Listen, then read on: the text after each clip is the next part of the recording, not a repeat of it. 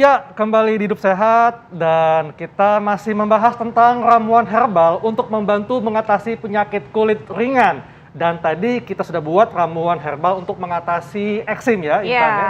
Betul sekali. Dan selanjutnya ada fakta mitos berikutnya nih dok. Ya. Katanya dok ya, bunga teratai obat alami untuk mengatasi bisul. Ini fakta atau mitos dok? Fakta. Fakta? Iya, secara empiris iya. Jadi di beberapa daerah sudah empiris sudah dibuktikan lebih dari 3 generasi dimanfaatkan untuk mengatasi bisul. Ya. Jadi dia ramuannya biasanya bunga teratainya itu dipakai adalah kelopaknya atau mahkota bunganya ya. Kita campurkan dengan beberapa bahan yang lain yang sinergis itu kita jadikan untuk dioles dioles ya? dioles Gitu, Dok? ya dihaluskan kemudian kita oleskan pada daerah yang bisul. Dia bagus sekali, ada antibakterinya juga, antioksidannya juga. Jadi dia bermanfaat sekali untuk mengatasi bisul. Itu dioleskannya berapa kali sehari dok? Biasanya ya kalau bisul itu bisa sampai 3 kali ya. Biasanya 8 jam sekali atau 6 jam sekali kita ganti. Kalau misalnya dibalut atau pakai perban kita ganti dengan perbannya sekalian. Ya. Oke. Nah itu bisul ya dokter Iya, ya. Bagaimana oke. dengan jerawat nih dokter? Iya. Ada nggak sih bahan-bahan yang bisa digunakan secara herbal untuk menyembuhkan jerawat? Ini kan paling umum ya, apalagi kalau lagi masa-masa puber kayak kita ya dok. Masih puber saya. Langsung aja kita olah nih dokter, bahannya ada apa aja? Iya.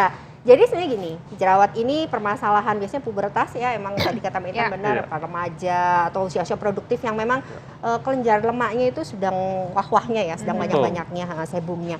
Nah ini ada beberapa bahan yang bisa kita manfaatkan, yang banyak tumbuh di pekarangan kita. Salah satunya adalah pegagan. Oh, daun pegagan ya? Atau Centella asiatica. Ya. Centella asiatica ini bagus sekali untuk mengatasi jerawat.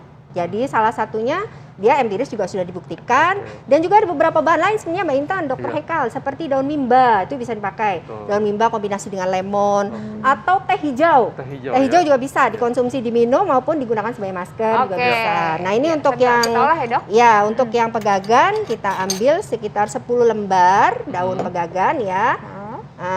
Di sini kita cuci bersih, Iya. kemudian kita haluskan. Jadi Kita seperti lembutkan. ini ya? Ya, Seperti boleh. itu ya, dokter? Ya, kalau memang ada yang jual, ada sekarang tuh ada yang jual bubuknya ya, yang sudah dikeringkan, kemudian Iya. sudah jadi tepung pegagan juga boleh pakai Oke, itu itu ya. dimasukkan, Kemudian terus? dimasukkan ke mangkok, kita tambahkan dengan minyak zaitun dan madu. Oh, minyak zaitun. Ya. zaitun dan madu. Kemudian kita tambahkan Berapa madunya banyak? 1 sendok, minyak zaitunnya 1 Satu sendok apa? sendok Makan ya? makan. Kemudian zaitunnya 1 sendok teh. Ya, Oke, ini untuk masker ya dok ya? masker. Ya. Wow. Wow. Makanya ini daun pegagan cukup sering digunakan dalam kandungan krim. Kandungan Skincare. gel atau krim. Iya. Gitu Jadi ya, Dok, ya? Asiaticosida zaitun ini, itu salah satu kandungan pegagan. Kan memang polifenolnya tinggi juga ya. Iya. Jadi ini digunakan selain untuk ada memang penelitiannya untuk menghambat bakteri juga, untuk yang salah satunya di kulit ya.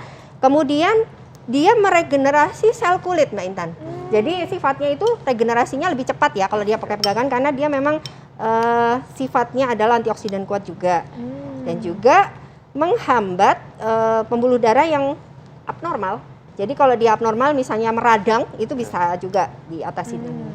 Dan ini kita haluskan. Ya. Ini Kemudian langsung dipakai ya dokter? dipakai, Atau harus dipakai. dikulkasin dulu? enggak dipakai. Oh. Langsung jadi menjelang mau pakai atau menggunakan Baru kita baru diracik? buat. Iya. Jadi segar ya, daun pegagannya segar Iya. boleh. Ini digunakan sebagai masker dan didiamkan selama berapa lama? Dok? Masker wajah, jadi sebelumnya kita cuci dulu Ya. wajah kita dengan sabun yang memang cocok untuk jerawat. Kemudian setelah bersih kita keringkan, kemudian kita aplikasikan masker pegagan ini ke wajah tadi, terutama di daerah yang berjerawat itu bisa sampai 15-20 menit. Bagusnya sih setelah beraktivitas ya, jadi sekalian dia kan antioksidannya kuat, jadi radikal bebasnya sekalian diserap di situ. Oh gitu. Iya. Langsung 15-20 menit, habis itu dibilas dengan bersih ya? Iya, Ini dibilas boleh dengan ke bersih. seluruh bagian kulit wajah atau hanya yang Boleh, berjerawat? sebenarnya boleh, karena dia relatif aman ya. Tapi kalau untuk pertama kali pemakaian, karena gini, setiap manusia itu mempunyai bawaan yang berbeda-beda, makanya ada Ya. personalized medicine ya. Jadi herbal pun bawaannya pada setiap individu berbeda-beda, ada yang alergi, ada yang tidak. Sehingga untuk pertama kali memakai, sebaiknya kita memang juga berhati-hati. Ini diaplikasikan pada beberapa bagian dulu. Jika memang tidak ada masalah, tidak gatal dan sebagainya, boleh berikutnya bisa menyeluruh.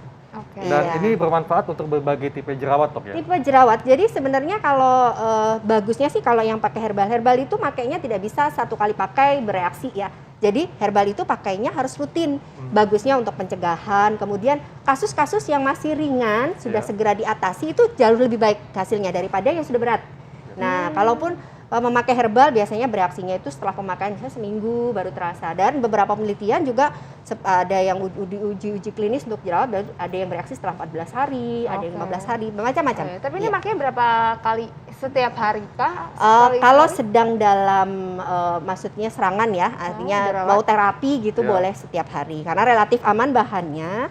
Kemudian kalau misalnya untuk maintenance aja, misalnya pencegahan atau timbul jerawatnya kecil-kecil, nggak sempat, boleh diseling 1 hari, seminggu 3 kali boleh. Dan tentunya sebelum kita olah, kita mesti cuci bersih dok ya? Harus, kita cuci bersih dengan air mengalir dan kemudian kita lihat apakah di situ ada kapang jamurnya atau bakteri, apa istilahnya, kotoran yang lain di source, dibersihkan dulu. Ya. Oke, baik.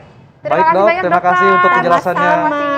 Mbak Intan, Wah, Haikal. nggak terasa Intan ya, Yap. 1 jam kita sudah membahas semua hal, mulai dari penyakit gout dan ramuan herbal untuk kulit, dan saatnya kami pamit. Iya, betul sekali. Jangan lupa untuk terus saksikan Hidup Sehat setiap Senin sampai Jumat jam 9 sampai jam 10 pagi hanya di TV One. Dan jangan lupa untuk lakukan vaksin booster, kami pamit, atau Haikal, Saya Intan Salmadina. Indonesia, hidup sehat!